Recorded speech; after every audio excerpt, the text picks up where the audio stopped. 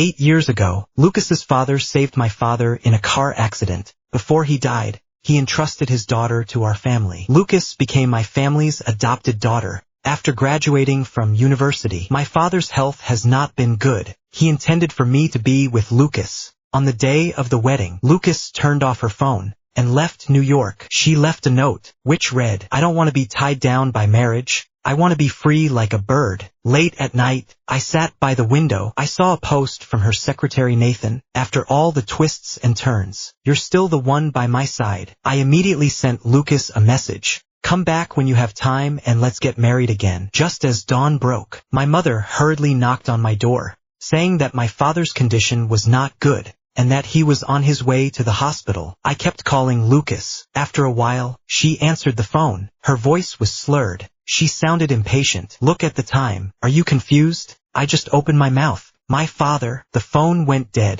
I blocked Lucas's number and all his social media accounts. My heart felt like it had been ripped out. I held my mother's hand tightly. We sat outside the resuscitation room. My heart was pounding, but we heard the news that my father had passed away. I collapsed to the ground. My tears wouldn't stop. I couldn't stop crying. I held my father's cold hand tightly. I kept saying, "I'm sorry." I couldn't fulfill his wish. He always hoped that I would get married and have a family. Mum fainted several times at the mortuary. She had to notify all the relatives and friends. Aunt Mary helped her with all the arrangements. I hugged my mum tightly. I whispered to comfort her, "Don't worry, I'll always be by your side." Then I followed the procedure mechanically. I arranged for my father's body to be cremated. My mother cried a lot. She almost wanted to go with him. We had to drag her away again and again. Lucas was a bit unpopular with my relatives and friends. First, Lucas had backed out of the wedding. The second problem was that my father's death was such an important event. She, as the would-be daughter-in-law, didn't even come. She didn't even send a wreath. My father had always loved beautiful places. We knelt at the grave, calling out to him over and over again. I held his urn. I couldn't stop crying. My mother said she would call Lucas again. Logically, she should come to say goodbye. Unexpectedly, my mother hung up after 3 attempts. I couldn't help but grab the phone. Finally, I got through. Lucas answered the phone, impatiently asking, "Godmother, what do you want now?" I asked with a sneer, "Can you come back today?" Lucas said nonchalantly, "What's the rush with the divorce? Wait a while," I said into the phone. "Lucas, my father has died." Lucas snorted twice. "That's ridiculous. To trick me into coming back. You've made up such an absurd reason. Tomorrow you'll probably say you're dying too." After that, Nathan laughed even louder on the phone. Everyone heard it. The room was silent. My mother was in tears. She and I buried my father's ashes together. I said calmly, "It's okay. I will definitely find a daughter-in-law to make you all happy." On the way home, New York had its heaviest rainstorm of the year. I opened the car window, let the cold rain hit my face. I whispered, "Goodbye, Dad." In the middle of the night, I was alone in the dark. I saw Nathan's Weibo had been updated. He wrote, "No matter how beautiful the blue tears are, they are no match for having you by my side." The photo showed 2 hands holding each other tightly. I always wanted to take her to chase the tears, but she always refused. It turned out she didn't want to go with me. Lucas Trumpet commented below, "After meeting you, the world is full of starlight." This sentence made me feel particularly ironic. I couldn't even laugh bitterly. My father didn't really need to leave so early. He was such a proud man. His son was publicly rejected at his wedding. It must have been a huge blow. He already had a heart condition. This time, he was deeply affected. His condition worsened, and finally, he just left. While we were grieving, what was the troublemaker Lucas doing? She was by her sweetheart's side. Together, they looked out at the vast ocean. Under the moonlight, they enjoyed their sweet time together. I had a dream. I dreamed I had gone back 8 years. Lucas's father was working as a chauffeur in my family's household. 8 years ago, my father was returning from a business trip. A sudden storm broke out. 5 cars crashed into each other. A large truck was rushing towards us. Lucas's father used his body to protect my father. Lucas's father didn't wait for the ambulance. Before he left, he handed Lucas over to him. Our family is very grateful to Lucas's father. If it wasn't for him, my father would have been seriously injured. Lucas is a year younger than me. When she came to our house, she was very quiet, a bit timid, but I didn't mind. That first night, she cried in her room all night. I stood outside the door, reassuring her. "Lucas, don't be afraid. We'll take good care of you from now on." At the time, I didn't notice the hatred in her eyes. I thought that over time, we would really become very close. After she went to university, she was like a different person. She spent money like water. The pocket money she got from home was simply not enough. She often asked me for money. She always thought my parents were biased. My parents obviously favored her more, but she couldn't feel it. Once I asked her why she kept saying that the pocket money wasn't enough. She answered me angrily, "You don't lack this money. Why do you ask so much?" After graduating from university, she often posted some emotional life updates in her circle of friends. I couldn't understand them more and more, until one day, she posted the sentence, "I really want to chase after that star in my heart." I couldn't help but call her and ask, "Lucas, are you in love?" At first, Lucas patiently explained, "I only have my studies on my mind. Where would I find time for a relationship?" I believed her, but then when I went to her school, I noticed a hickey on her neck. She covered her face with a scarf, but I could see right through it. That day, she had a fight with me for the first time. She stood in front of the school gate. In an agitated state, she said, "Jason, my father's life is already in your family. Why do you still have so many demands on me?" I never made any demands on her. She skipped classes to hang out. I covered for her. As long as she was happy, I felt that everything was fine. When it came time to apply for college, she wanted to apply for a major that no one in the family objected to. I was just concerned about her, but she left me behind. After that, I stayed in Chicago for 3 days. She didn't call me once. I understood. She never had a place in her heart for me. After that, she publicly announced her longtime crush Nathan. My parents and I sincerely wished her well. When she was about to graduate, Lucas called us in tears. When we arrived, she was alone, hugging her arms, crying in the rain with swollen eyes. Nathan had left her. He had gone abroad and married someone else. We told her time will heal all wounds. We will always be there for her. After graduation, she joined my family's company. Since then, she has never been in a relationship. On my birthday the year after I graduated, she gave me a painting. It depicted her first visit to my home when she was a child. In the lower right corner of the painting was a line of words, "If it's okay, let's try." My feelings for Lucas are very complicated. She is more like a sister to me, but she's not quite a lover. After all, she once loved someone else and neglected me for a long time. I was afraid to approach her. I was afraid to show even the slightest concern. Then my father came to me. He said Lucas had talked to them. My parents hoped I could be with Lucas, as long as we truly loved each other. Later, my father was so tired from his business trips. He suddenly had a heart attack. His health got worse and worse. The subject of Lucas and I was brought up again. That day in the study, I could tell Lucas was hesitant. She agreed and said, "Godparents, you have raised me for so many years. I will always remember my brother." That night, we made a lifelong commitment, but who could have imagined, just 3 months before our wedding, Lucas's first love Nathan suddenly returned. Since then, her attitude has become cold. When I contacted her when I had a high fever, she only coldly replied, "Go to the hospital if you're sick. I'm busy." On the day of the engagement banquet, Lucas never came. I called several times. I begged her, "Lucas, today is such an important day. Please come soon." She said, "My father is not in good health. I'm afraid he will be angry." Lucas said on the phone, "Nathan's son has a high fever. I really can't rest assured. Even if I'm not there, you can still eat without me." An hour later, Lucas finally arrived. Her hair was a mess. She had obviously stayed up all night. When she saw that no one had said anything, she thought I was making a fuss over nothing. She even suspected that I had used my father's poor health as an excuse to get her to come over. As soon as it was over, she angrily yelled at me, "Jason, you know, I hate it when people lie to me. This is Lucas's Achilles heel." In high school, the girl sitting next to me accidentally gave the class representative the wrong time to hand in homework. She was convinced that the other girl had deliberately lied to her. After school, she dragged the other girl into a fight. They didn't stop until they were both injured. My freshman year, I bought the wrong color bracelet she liked. She was so angry that she smashed it on the spot. She accused me of lying to her. She blocked me for more than a month before she calmed down. She saw that I didn't look well, and she said, "You know, Nathan's son is still young. He can't do without anyone to take care of him. But you're different. If I don't come,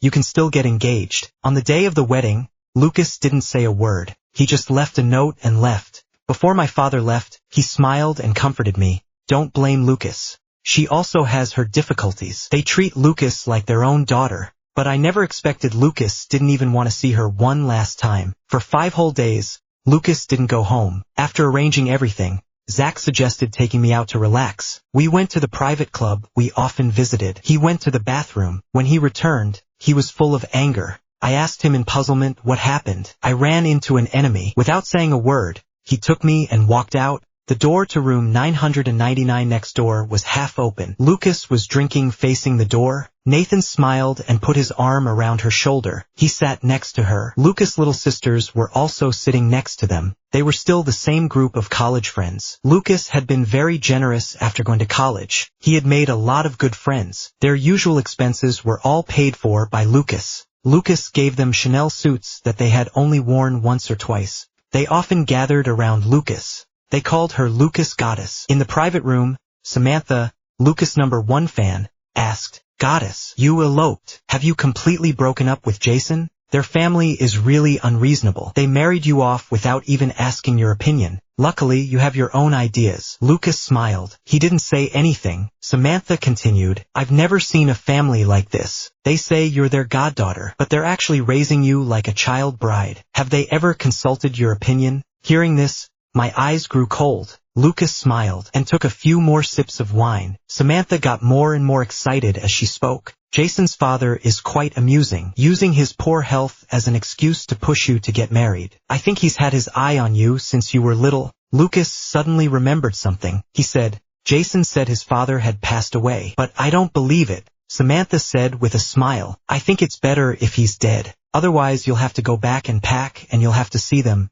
Just the thought of it is upsetting." He finished. Nathan hugged Lucas and said, "Forget about that miserable person. Let's drink." I never expected to run into her here. The voices in the room continued. "It sounded a bit noisy. I think your father sacrificed his life. Their family shouldn't force you like this. They should give you some shares so you can marry the person you love. They know you have someone you like. I think they just took advantage of your kindness. They wanted to use you." I stood in the doorway, fists clenched. I was curious how Lucas would respond. All these years, we've spoiled her like a baby. Whatever she wanted, we gave her. I didn't expect her to freeze for a moment and say, "Yes." I think that's what they were thinking. She just knew I would get married. In fact, she went to my parents first and expressed her feelings for me. That night in the study, she was the one who said she wanted to marry me. The next day, she got all dressed up, ran to my room and said she wanted to go on a date. Even the first time we held hands and kissed, she took the initiative. She hugged me on the street and said, "Brother, it's so good to have you. I like you so much." Unexpectedly, in the eyes of outsiders,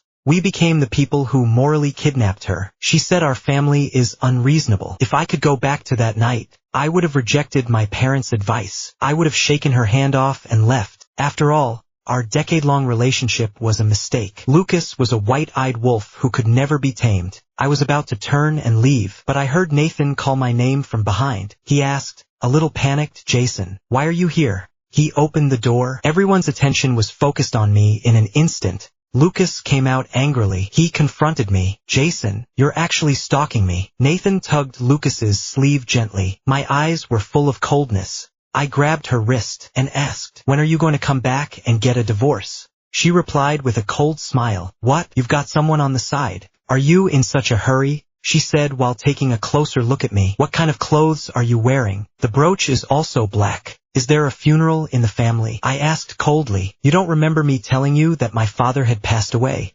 Lucas retorted with a smile. "That's a terrible excuse." I slapped her hard, shouting, "Lucas, my father really is gone." She immediately covered her mouth. Tears welled up in her eyes. She tugged on my sleeve and asked, "What happened?" "Godfather, I sneered twice, shaking off her hand. I said, "It's got nothing to do with you now. Hurry back to get a divorce." No matter how she cried, I resolutely turned and left. "Lucas, you owe me for the rest of your life. You can never repay me." After returning to the box, I drank glass after glass, until I passed out. No matter how Zach persuaded me, I kept staring at the door, knowing in my heart that Lucas would not give up easily. Unexpectedly, after only 3 drinks, Lucas barged in. She picked up her phone and said, "Godmother doesn't answer my calls. Are you lying to me again?" I asked coldly, lifting my head. "What time is it?" "It's already 2 a.m. She actually wanted to wake up my mother. Unexpectedly, Lucas said, What's wrong with the middle of the night? Godmother and godfather have such a good relationship. Logically, she shouldn't be able to sleep. Lucas's words suddenly made me wake up. Her unreasonable behavior had already become unbearable to me. I stood up, I stared at her coldly, and said, "Lucas, don't you think you've gone too far?" She didn't seem to think she had done anything wrong. Instead, she shot back even more arrogantly. "I've gone too far? You've gone too far." A godmother should answer my calls at any time. When Lucas was at university, he often stayed up late at night. He would also call my mother without any regard. Sometimes when I called my mother, I just wanted to complain about my classmates. I told my mother that she should remind her to be considerate when she calls at night. That's the least she could do. But my mother said, "She's a girl studying away from home. The family needs to care more about her. It's this kind of indulgence that's made her the way she is now." I sneered. I snatched the phone and slammed it on the ground. Lucas was furious. He shouted, "What do you mean? Why did you throw my phone?" I stared coldly at her designer clothes. I said sarcastically, "Didn't I pay for this phone with my money?" With Lucas's education, it's already hard to find a stable job. If she wasn't the adopted daughter of the Smith family, she would be working hard somewhere, living too comfortably. She has forgotten the hardships of the past. Lucas trembled with anger. She pointed at my nose and said, "You are so heartless. What's wrong with me spending a little money on you? I bought this phone with my own salary." I smiled. I thought to myself, just keep up the pretense. I took out my phone, opened the shopping app, and showed Lucas her electronic product shopping history. "You don't know how many phones you change in a year." Lucas' face suddenly turned white. She stared at me with wide eyes. She couldn't speak for a long time. I sneered and continued, "With your education, how much can you earn a month? You still rely on us for support." Lucas gritted her teeth and turned to go, slamming the door behind her. I watched her back, a little lost in my heart. She was only 11 years old when she came to my house. She was a very quiet person. Every time Aunt Mary called her to eat, she always looked very careful. She would take the initiative to help set the table, even though everyone told her to sit still. When my parents saw her thin figure, they felt especially sad. They told me, her mother died in childbirth the day she was born. She could only learn what her mother looked like from the few family photos they had. After her father came to work for my family as a chauffeur, he was very busy at work. She had to learn to take care of herself. She scalded her arms several times. She endured the pain so that Lucas' father would not know. My parents heard from Lucas' father that his daughter was having a hard time. They offered to help several times, but he refused. Lucas' father is an honest and hard-working person. He has a kind heart. At the time, he told my parents, "I have hands and feet. I can support my family on my own." After entering high school, Lucas saw the gifts in my bag. Her personality slowly changed. She began to feel inferior. She thought she had no parents. She didn't deserve to be liked. Since then, she has deliberately avoided me. She was already introverted, and she became even more reluctant to speak. When walking, she always kept her head down. I could never let go of my concern for this younger sister. Ever since she came to our home, my parents had been telling me, "She has been through a lot. As an older brother, you must take good care of her." I planned to find some time to talk to her. Later, one day after school, I waited for her at the school gate. We usually didn't take the same bus to school. I was worried about affecting her reputation. We pretended not to know each other when we met. "Lucas, I want to talk to you about something." I summoned up the courage to stop her. She looked up, a little surprised and scared. "Well," she responded quietly followed me to the side. "You saw the present in my bag, right? It's just for you," I said. She looked up, her eyes sparkled as she asked, "Really? You have to believe that you are a good girl. You must be confident." I finished. Lucas' eyes welled up with tears. She asked quietly, "Someone like me, is it really okay?" "Of course it is." I interrupted her. "Everyone has their own value. You are no worse than anyone else." Since then, Lucas has become more and more confident, and she also started to like wearing the suits my mother prepared for her. Seeing her become so confident, our family was very happy. As for how she got the habit of slamming doors, after going to college, she always wanted to change majors. We advised her, "You have to finish what you start. You chose this major yourself, right?" That day we had a huge fight. She yelled at us, "You're not my real parents. Why are you telling me what to do?" That night, she slammed the door and left for the first time. She blocked all our contact information, and she didn't go to school afterwards. We looked for her for 5 whole days. We only found out that she went traveling with her classmates. I was so angry. I wanted to go and confront her immediately, but my parents stopped me. They said, "Let her go. It's just a trip. I don't care where she goes. What I care about is that we are the people closest to her." She knew very well that we would be looking for her all night, but she didn't even send a message back. Later, she asked her parents to buy her an apartment at the school gate. I didn't agree. I said, "You may not work near the school after graduation." She glared at me and said angrily, "You're just being petty. You don't want me to do well. You have several apartments yourself, but you won't let your parents buy one for me." My house was left to me by my grandparents. I wouldn't let her buy one, because she's a girl. She moved out when she was a freshman. We really couldn't rest assured.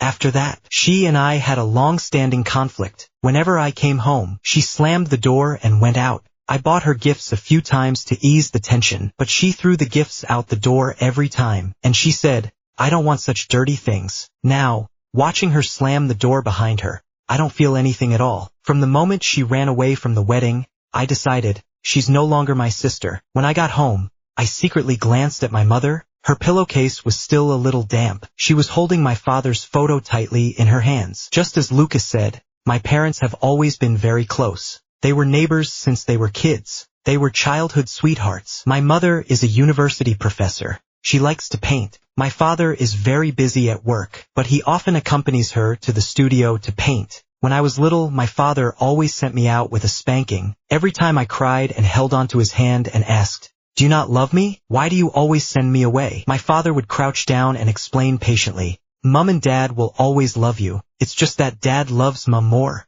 In the future, we have to take care of Mom together. Understand?" My mom was born unable to carry heavy things. Whenever she lifted something heavy, her nose would bleed. It wouldn't stop. I knew this from a young age. When I went shopping with my mom, I would always offer to carry her bag. Mom praised me, saying that I would definitely be a considerate person in the future. I silently wiped away the tears at the corner of her eyes. Her eyes, however, revealed a hint of coldness. She didn't say anything, but she felt terrible. She was thinking about my father, and she was thinking about Lucas. The next morning, my mother took out her phone and hurriedly asked me, "Have you seen Lucas?" I nodded. I told her everything I had seen and heard at the club the day before. My mother sighed and said, "Forget it. Divorce will set her free." I nodded and said, "Let's just say it was a misunderstanding." I could tell my mother was a little confused. "Don't worry, I'm fine." I reassured her. This might be a good thing for both of us. Mom's eyes looked a little sad, but she still gave me a gentle pat on the shoulder. "I still have things to do," I said thoughtfully. Mom looked at me, as if she understood something. "Go do what you need to do," Mom said softly. "No matter what, Mom will always be on your side." I nodded with a smile, and turned to leave the room. I already had a plan in mind. When Zach called, I was half asleep. He said anxiously, "Hurry up and check Weibo." I clicked on Lucas's Weibo account out of curiosity. She had posted a message 20 minutes ago. The comments had already reached 999. She usually posted pictures of her outfits. She ran the account like that. She had tens of thousands of followers. The comments below the post were all calling me a scumbag. I was full of doubts. I went to look at the 9 photos she posted. She said I had been physically abusive towards her during our marriage. As a result, she had developed mild depression. She said I had cheated on her during our marriage. That was why she had decided to run away from the wedding. Netizens commented one after the other. "We support you. Marital infidelity must not be tolerated. You were right not to get married. Jason is a domestic abuser. He looks well-dressed, but he beats women. Mrs. Jason, don't worry, sue him. You won't lose everything." With all that evidence, she completely changed people's perception of her. From a runaway bride to a victim, society always tends to sympathize with the weak. I said angrily to Zach, "This is completely reversing the black and white. I didn't do any of those things. She must have set me up on purpose." I immediately called Lucas, but she never answered. I immediately asked the company's legal department and Zach to help collect evidence to prove that Lucas' accusations were false. I believed in myself. The truth would always come out. I would definitely prove my innocence. When my mother heard about it, her eyes were red with worry. She took my hand in hers and kept asking what had happened. "Jason," I said, patting her back gently. "Don't worry, Mom, I can handle it." But my mother replied, "Don't let Lucas get hurt. Our family has always remembered this kindness. But Lucas grew arrogant thanks to the love and attention he received. Misfortune never comes alone. Good fortune never comes alone. Lucas gained a group of fans online. They kept reposting comments. At the same time,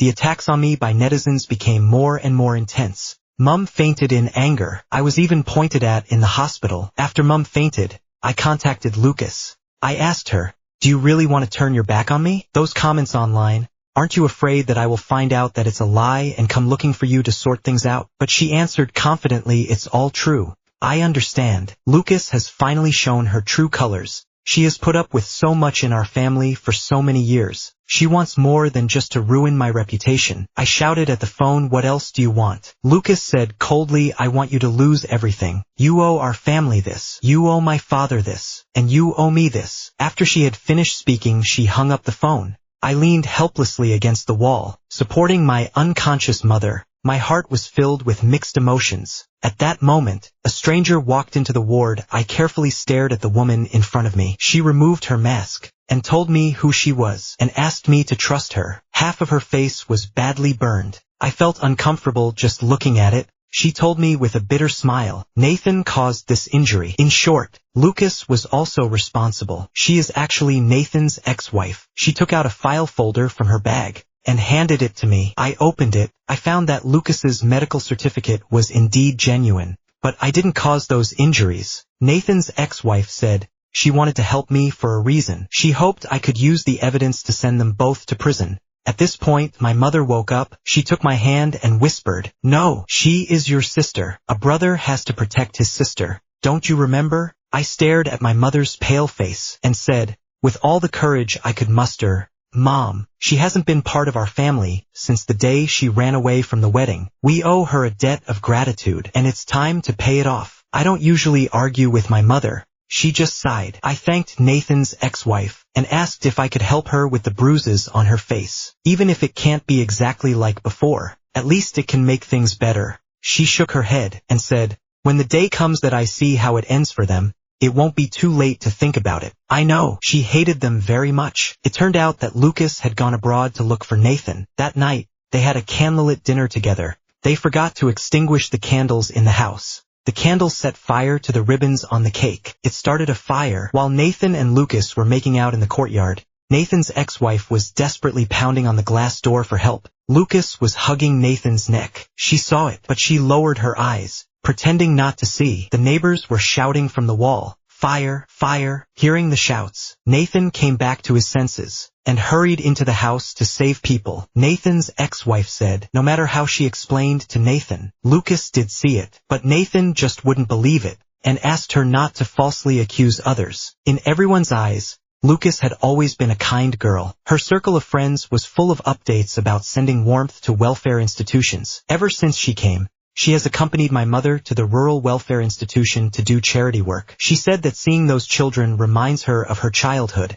We didn't want to touch her inner pain, so we let her use this metaphor. Unexpectedly, the darkness in her heart far exceeded our imagination. It wasn't until Zach revealed her secret that I realized she had secretly abused those children. I was shocked. Together with Zach, we began to investigate the matter. We brought in a psychologist. We had psychological interviews with every child in the orphanage. Lucas' true nature terrified me. I clenched my fists. I said to Zach, "I really don't know how she put on an act all these years." I decided to expose her mask. Let everyone know her true face. Zach said seriously, "We need to find hard evidence and let the law deal with her." In the following days, we looked everywhere for clues. Finally, we found several photos on a teacher's phone. The children in the photos all had similar whip marks on their backs. These children had all had contact with Lucas. At the same time, we contacted several people who had worked in the Welfare Institute. They provided some suspicious information about Lucas. With these testimonies and evidence, Zach and I launched our first counterattack on Weibo. The response was good. Public opinion quickly swung our way. Everyone rushed to the bottom of Lucas's Weibo account, accusing her of being a heartless white wolf. But Lucas still insisted on defending herself. She said, "How can we be sure that this evidence is real?" She was very good at playing the victim. She made her background public, portraying herself as a complete underdog. As soon as public opinion came out, the company's stock price started to fluctuate. Zach took Lucas to court. Lucas took the court summons and came straight to my door. She stormed up to me and demanded to know, "Jason, what's wrong with you? Did Mum agree to our divorce?" I nodded softly, but she didn't believe me. She kept calling my mother's phone, but there was no answer, so she went upstairs to look for her. But Mum had already been sent abroad by me the day before. I showed Mum the evidence Nathan's ex-wife had given me. She fainted from crying. I understand. If I'm going to go ahead with what I'm going to do next, Mom can't be involved. She agreed to go for a walk, to relax a little. I understand. She also knows that what I'm doing to Lucas is inevitable. Lucas came downstairs. He grabbed the hem of my shirt and asked,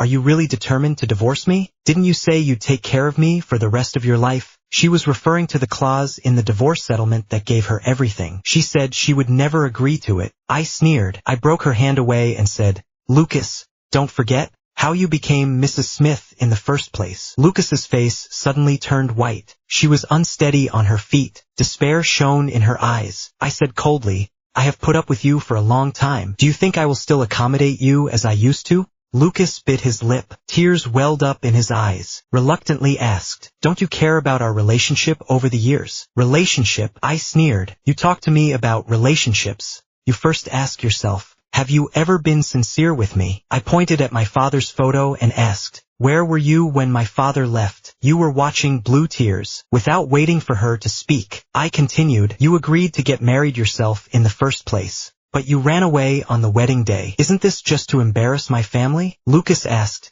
grabbing my wrist. "How did you know I went after Blue Tears?" I opened Nathan's Weibo and handed it to her. The day Nathan just returned to China, I knew about this incident. That day I suddenly had acute gastroenteritis. I wanted to ask her to come keep me company. She said angrily, "You're a big man. Why are you always so sentimental? Can't you go to the hospital yourself?" Before I went into the operating room, my secretary called to tell me Lucas had gone to the airport. That day Zach ran into them. He took a picture of the three of them from behind. He said, "This is the good sister you're talking about." After that, I turned and walked away. Lucas was left alone. She understood. She had completely lost this battle. Aunt Mary told me. That day, she knelt in front of my father's portrait, silent. She wouldn't cry. Perhaps she was even glad. Finally relieved. She never liked my father. Everyone knew that, but he still gave her his all. The next day, I was about to throw her out, but she suddenly stopped me. I asked her sternly, "It's not appropriate to just turn up at your ex-husband's house. You have to know when to stop." Lucas just sat down on the sofa and said with a smile, "We're not divorced yet." I snorted. I told her, "Say what you have to say quickly.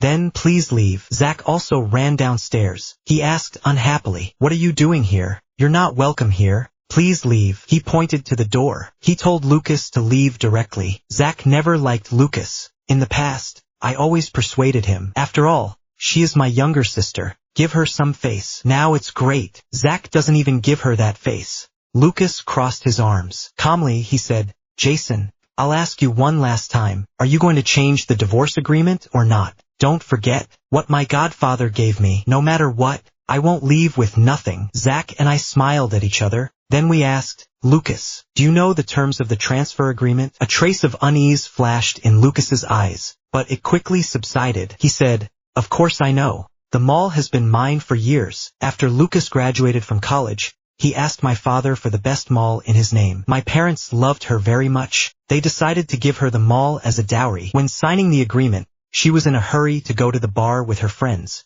The notary turned to which page she signed. She didn't read it carefully. She didn't realize that the agreement was actually drafted by Zach. At that time, I didn't agree with that rule. I told Zach, "You don't need to be so protective of Lucas. She's not that kind of person." But Zach used our brotherly bond to force me to accept it. He said, "You can trust me. If she's not that kind of person, then that clause naturally won't take effect. If she does something like this in the future, you won't lose too much." I've been friends with Zach since we were kids. I trust him. After listening to him, I felt that he had a point. Zach's mouth curled up slightly. With a half smile, he said to Lucas, "You're so sure. Why don't you tell me the details of the agreement?" Lucas's expression wasn't very good, but she still tried to remain calm. "Humph, why should I tell you? The mall is already mine." I couldn't help but interrupt. Really? Are you sure you fully understand all the terms of the agreement? Lucas's heart was a little panicked, but he still said defiantly, "Don't try to scare me. I'm not afraid." At that moment,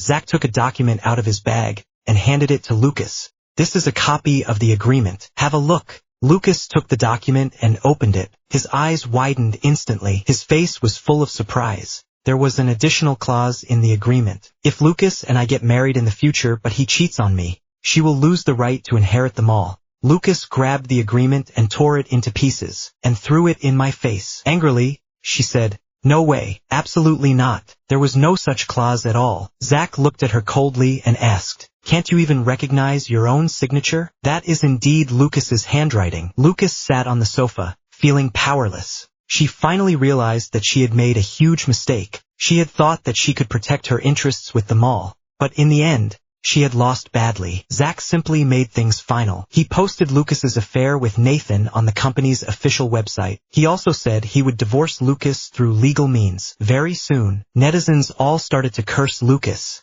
In the face of conclusive evidence, no matter how she tried to argue, it was useless. Nathan came to see me twice. He wanted to make a deal with me. He wanted me to let them father and son go. He also wanted to impress me with the child. He hoped I would relent. He didn't expect that once something is done, it cannot be hidden. He knew the consequences, but he betrayed me anyway, and he encouraged Lucas to run away from the wedding. He caused all this. Zach found all the chat logs of him abetting Lucas to run away from the wedding, and posted them on Twitter. Because of the pressure of public opinion, Nathan took Nathan's son and left New York overnight, but on the day of the trial, he definitely had to appear in court. The court found Nathan guilty of intentional injury and abetting a crime, and sentenced him to prison. Lucas was sentenced for voluntary manslaughter and slander. When the court announced the verdict, Lucas lost control of himself. He yelled at me, "Jason, my father should never have saved your father in the first place. You're a heartless person." On the day I got out of prison,